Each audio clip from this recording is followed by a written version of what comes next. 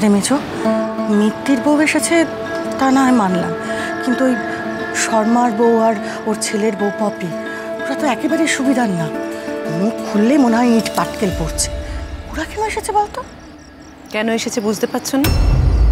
এই মেয়ে তো বিয়ের সাজে এসেছে, কারোর জানতে কি আর বাকি আছে? এমনিতেই তেঁতুল পাতাকে এরা হিংসে করবে আমাদের নিয়ে হাসি মজাক। এখন দাঁড়িয়ে আছো কেন? চলো। মেজো তুই যা, আমি চা করে নিয়ে আসছি। এরা আবার কেন এসেছে? কি বলছো মেজো বৌদি? তেঁতুল পাতায় নতুন বউ এসছে, পাড়ার লোকেরা তো দেখতে আসবে। দেখো না কি হয়।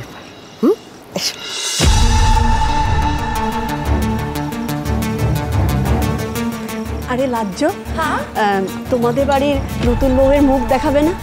হ্যাঁ, দেখতে তো হবেই। কলকাতা থেকে আসা বউ। হ্যাঁ গো শর্মা বউ, তা তেঁতুল পাতার কলকাতার এই বউ কি তোমার বউকেও টেক্কা দিতে পারবে?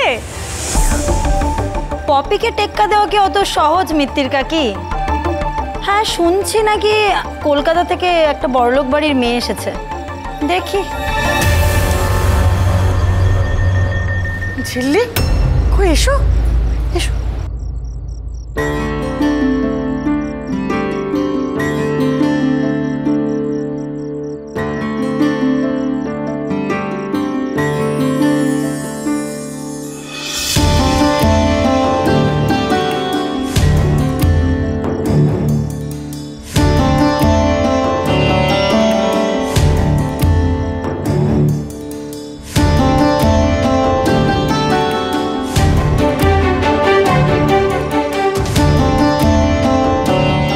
বাবা, এই মেয়েকে দেখতে শুনতে তো বেশ ভালোই।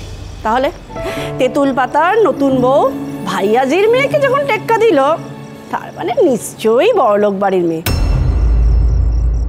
তা ও মেয়ে গয়নাগাটি ক ভরি দিল?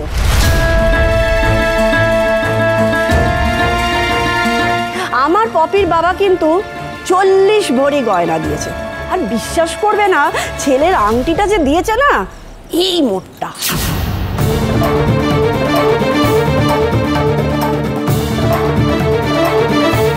এটারই তো অপেক্ষা করছিলাম। আমি নিয়ে আসছি গয়না। ঠাকুরজি, এসবের কি দরকার? তুমি ঝিল্লির জিনিসপত্রে হাত দেবে কেন? আরে কি বলছো বলো তো বড় বৌদি, এটাই তো শিমুলপুরার নিয়ম। আমাদের এখানে কোনো বাড়িতে নতুন বউ আসলে তার শাড়ি গয়না সমস্ত কিছু দেখতে আসে তো পাড়ার লোকজন, পাড়ার বউরা, মেয়ে বউরা সব আসে না? সব ভুলে গেছে নাকি? এটাই তো রীতি।